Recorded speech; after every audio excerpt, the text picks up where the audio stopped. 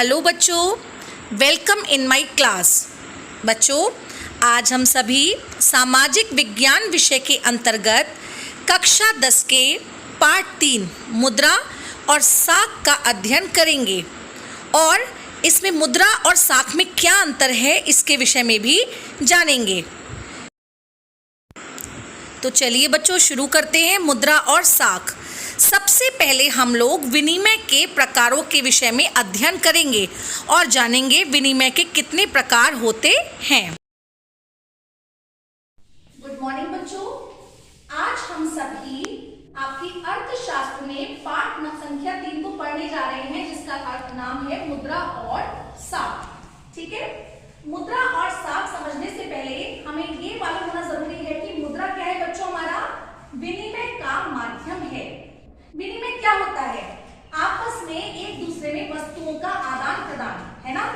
ये जो वस्तुओं का आदान प्रदान है वो दो माध्यम से हो सकता है, वस्तुओं के माध्यम से भी हो सकता है और मुद्रा के माध्यम से भी हो सकता है। बच्चों, ये जो वस्तु विनिमय है ये प्राचीन काल में ज्यादा प्रचलित था, जहां पर हम क्या करते थे, आवश्यकताओं जब भी हमें आवश्यकताएं पड़ती थी तो हम वस्तुओं के बदले में दूसरी वस्तु बाजार से ले लेते थे, यानी अपने पास जो वस्तु है उपलब्ध उसको दूसरे व्यक्ति के पास उपलब्ध वस्तु से एक्सचेंज कर लिया करते थे। फॉर एग्जाम्पल मैं आपको उदाहरण देती हूँ। एक जूता व्यापारी है और उसको जो है, और एक गेहूं व्यापारी है। गेहूं वाले को जो है जूते खरीदने हैं और जूते वाले को क्या खरीदना है, गेहूं खरीदना है। तो वो आपस में क्या करेंगे, जूता व्यापारी जो है गेहूं व्यापारी को जूता दे देगा और गेहूं व्यापारी जो है जूता व्यापारी को गेहूं दे देगा। इस प्रकार इन दोनों में क्या हो जाएगा, आपस में एक्सचेंज हो जाएगा उनकी चीजों का आपस में। तो इसे हम कहते हैं बच्चों वस्तु विनिमय, जहां पर वस्तु के द्वारा एक दूसरे से चीजें एक्सचेंज की जाती हैं। लेकिन बच्चों, इसमें एक बहुत महत्वपूर्ण कठिनाई आती है, वो है आवश्यकताओं का दोहरा संयोग।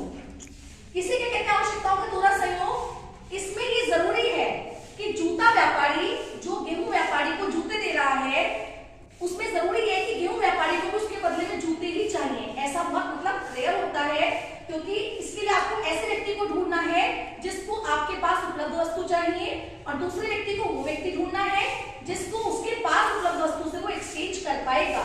लेकिन बच्चों, आजकल वस्तु विनिमय का चलन जो है बहुत ज्यादा कम है। आजकल मुद्रा विनिमय यानी करेंसी के माध्यम से हम लोग चीजें खरीदते हैं, वस्तुओं का आदान प्रदान करते हैं। और बच्चों, विनिमय प्रक्रिया में ये जो मुद्रा है वो मध्यस्थता का कार्य करती है। अब मैं आपको उदाहरण देती हूँ। अब क्या कहते हैं मुद्रा।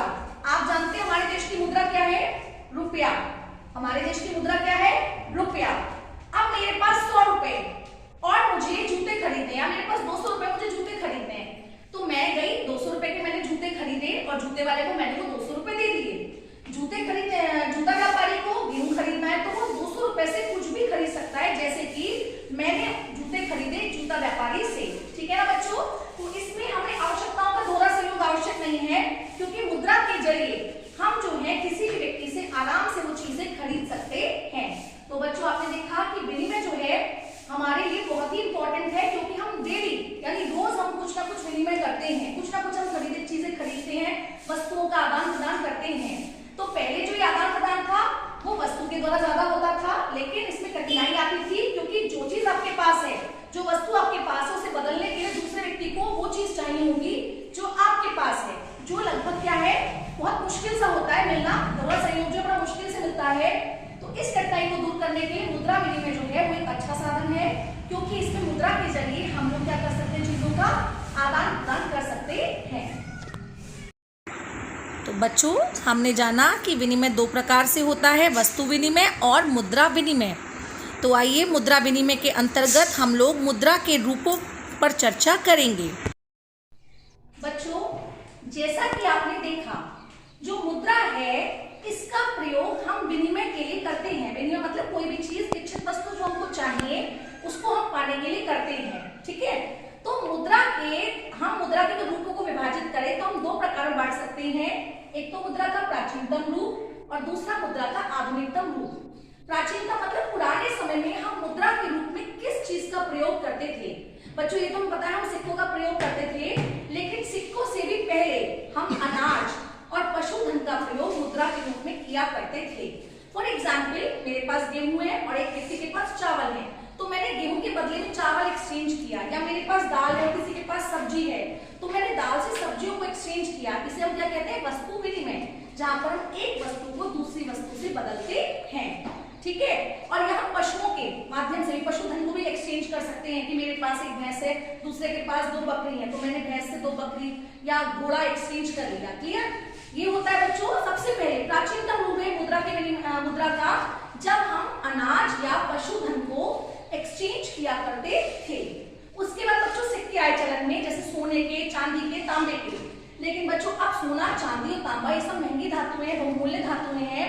इनका प्रयोग हम आधुनिक रूप में नहीं कर सकते, जैसा कि आप जानते हैं कि ये सब बहुत ज्यादा बहुमूल्य धातुएं हैं और इतनी बहुमूल्य धातुओं को हम लोग छोटी-छोटी वस्तुएं खरीदने बेचने के लिए चलन में नहीं ला सकते हैं। तो आधुनिक रूप मुद्रा का क्या है बच्चों? करेंसी। क्या है? करेंसी। करेंसी में क्या आता है बच्चों? सिक्के और पत्र मुद्रा। पत्र मुद्रा मतलब कागज के नोट। ये सिक्के बच्चों इतने बहुमूल्य धातुओं के नहीं है जैसे सोने, चांदी, तांबे के। ये जो है इतने बहुमूल्य धातुओं के नहीं होते सिक्के। और पत्र मुद्रा का प्रयोग जैसा चलन में है। पत्र मुद्रा मतलब कागज के नोट। बच्चों कागज के नोट यानी जो पत्र मुद्रा है, भारत में इसका जो अधिकार है वो सिर्फ आरबीआई को ही है, यानी रिजर्व बैंक ऑफ इंडिया कागज के नोट छापने का अधिकार अपने पास सुरक्षित रखती है। और भारत में रुपया जो है वो कानूनी रूप से वैध है। आप किसी प्रकार का कोई भी लेन देन भारत के अंदर इस करेंसी के द्वारा कर सकते हैं। जैसे भारत की करेंसी रुपया है, ऐसी अलग अलग देश की अलग अलग करेंसी है। जैसे कि अमेरिका में डॉलर है ना, तो इस तरह से बच्चों क्या है, अलग अलग देश ने अलग अलग पत्र मुद्रा को प्राधिकृत किया हुआ है। और हमारे भारत में क्या है, रुपया जो है वो प्राधिकृत पत्र मुद्रा है।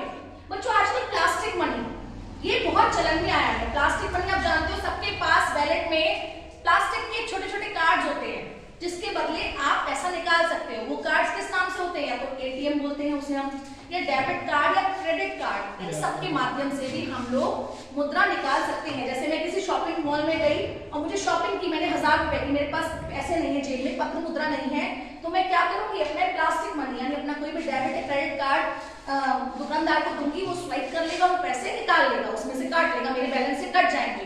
तो बच्चों ये प्लास्टिक मनी भी क्या है? हमारा आधुनिक करेंसी का एक रूप है। आई होप बच्चों आपको मुद्रा के दोनों रूप अच्छे समझ में आ गए होंगे।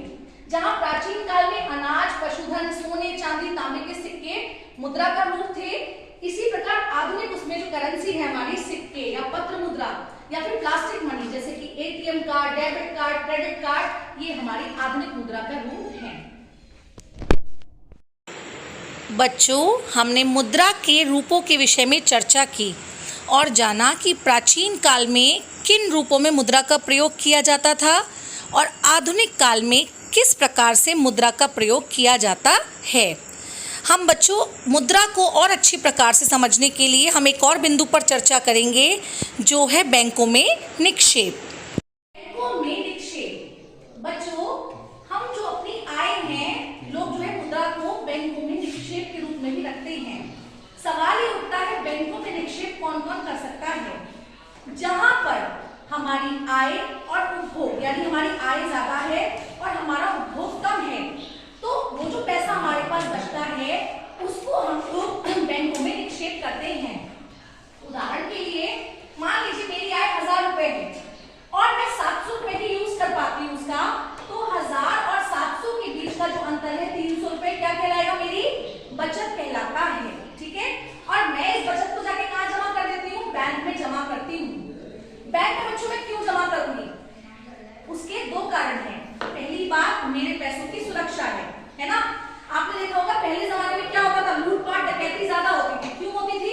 आज मैंने अपनी जमीन का सौदा किया, मेरे पास 2 लाख रुपए हैं, आस पड़ोस के डकैत लोगों को मालूम है कि इनके पास घर में 2 लाख रुपए रखे हैं, उन्होंने ही रात को डकैती डाल दी, सारे 2 लाख रुपए चुरा कर ले गए और एक आदमी हत्या और कर दी पैसों को पाने के लिए, है ना।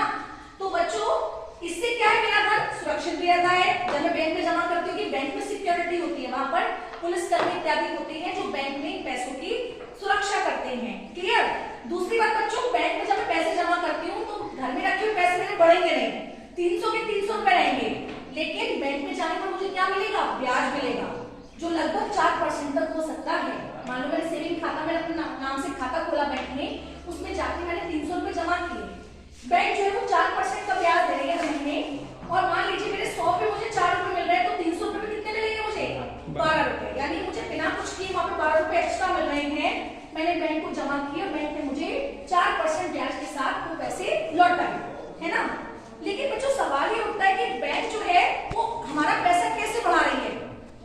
कुछ नहीं कर रही है, तो क्या बैंक में क्या हो रहा है ऐसा जिससे हमारा पैसे में हमें ब्याज मिल रहा है। बच्चों, जिस प्रकार से जमा करने वाले लोग हैं जो धन जमा करते हैं, उसी प्रकार कुछ कर्जदार लोग भी हैं जो बैंक से ऋण लेते हैं। ठीक है, जो बैंक से कर्जा ले रहे हैं। तो बच्चों, जो कर्जा लेने वाले लोग हैं इनको बैंक जो है वो ज्यादा प्रतिशत ब्याज पर कर्जा देती है। फॉर एग्जाम्पल 10% पर 100 रुपए पे 10 रुपए ले रही है उनसे ब्याज का, यानी 30 रुपए बैंक के पास हुए। अगर 300 रुपए का किसने उधार लिया तो उसे कितना 100 पे 10 यानी 300 पे 30 रुपया देना पड़ा। और यहाँ पे वो दे कितना रही है जमाकर्ता को 12 रुपए। तो 30 और 12 के बीच का जो अंतर है यानी 18 रुपए है, ये क्या है हमारा, ये हमारी बैंकों की आय है। इसका प्रयोग जो है बैंक क्या करती है, किसी भी व्यक्ति को मतलब अपने यहाँ जो कर्मचारी लोग हैं उनको सैलरी देने में करती है इसका यूज, या फिर अपने बैंक की सुविधाओं को बढ़ाने के लिए इसका प्रयोग कर सकती है। लेकिन बच्चों, बैंक जो है वो सारे का सारा पैसा जो है वो उधार नीति देती है। तो आजकल के जो आधुनिक मानक है उसके अनुसार बैंक को 15% कैश अपने पास रखना पड़ता है और बैंक सिर्फ 85% ही उधार दे सकती है। क्यों बच्चों, मान लीजिए मैंने अपना पैसा जमा किया, मुझे जरूरत है, मैं निकालने चली गई और बैंक ने अगर सारा पैसा कर्जदारों को दे देगा तो बैंक फिर मुझे क्या देगा जब मुझे जरूरत पड़ेगी, क्योंकि मैंने तो अपने खाते में डाले हुए पैसे। तो बैंक जो है 15% कैश भी रखती है, नगद भी रखती है अपने पास, ताकि इस कैश को वो तब दे सके जब भी कोई व्यक्ति जरूरत पड़ने पर निकालने के लिए आ रहा है। क्लियर। बाकी 85% क्या है, वो कर्जदारों को लोन दे देती है और उनसे ब्याज वसूलती है। आई होप बच्चों आपको समझ में आ गया होगा कि बैंक में निक्षेप कौन कौन लोग करते हैं, बैंक में निक्षेप करने के उनको क्या क्या फायदे हैं और बैंक उनको फायदा कैसे करा पा रही है। बच्चों, हमने मुद्रा के आधुनिक रूपों पर चर्चा की और बैंकों में निक्षेप पर भी चर्चा की। तो आइए बच्चों, एक और प्रकार की मुद्रा के बारे में चर्चा करते हैं जो आधुनिक विनिमय का माध्यम बना हुआ है। और ये क्या है बच्चों, ये है चेक। हम जानेंगे कि हम चेक का प्रयोग किन किन परिस्थितियों में करते हैं और चेक के माध्यम से हम भुगतान कैसे करते हैं। ठीक है बच्चों, तो हम इसके बारे में विस्तार से पढ़ेंगे। बच्चों, अब हम जानते हैं चेक। बच्चों, चेक पे जो है हमारा आधुनिक विनिमय का माध्यम है। कैसे, मैं आपको समझाती हूँ। मान लीजिए मेरा बिजनेस है जूतों का बिजनेस लेके चलते हैं और मैंने एक व्यक्ति से लेदर खरीदी, लेदर मतलब चमड़ा, जूते बनाने के लिए एक व्यक्ति से फॉर्म खरीदी और मैंने कुछ पेन वगैरह के सामान भी जूतों से संबंधित खरीदे। अब मैंने उनको क्या दिया, पैसे ना देकर, उससे मेरे पास कैश पैसा नहीं है, तो मेरे पास एक चेकबुक थी। वो चेकबुक जो है उस पर मैंने उसको चेक काट कर दे दिया कि इस डेट पर जाना है, ये चेक लेकर जाना, बैंक आपको इतना पैसा दे देगी।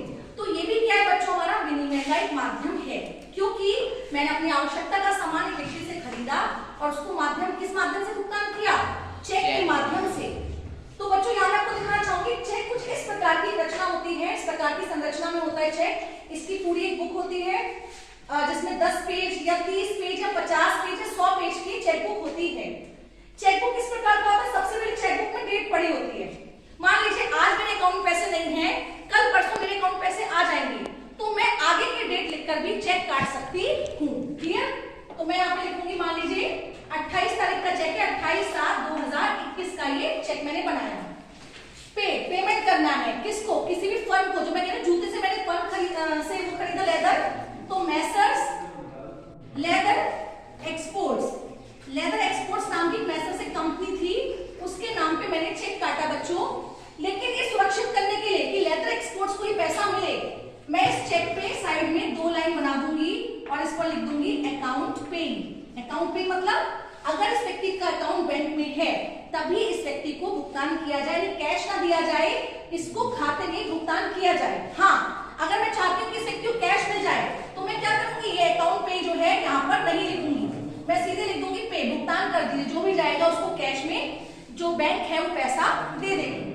कितने रुपए भुगतान करना है मुझे, 50,000 रुपए का। तो पहले यहाँ मैं अंकों में लिखूंगी 50,000 रुपए और फिर मैं यहाँ पे शब्दों में लिखूंगी 50,000 रुपीज ओनली और लगा दूंगी मात्र। ठीक है। उसके बाद बच्चों मैं यहाँ पर अपने सिग्नेचर करूंगी। ठीक है, मैं अपने साइन करूंगी, क्योंकि यहाँ पर मेरा खाता संख्या अंकित है, तो इस खाते से और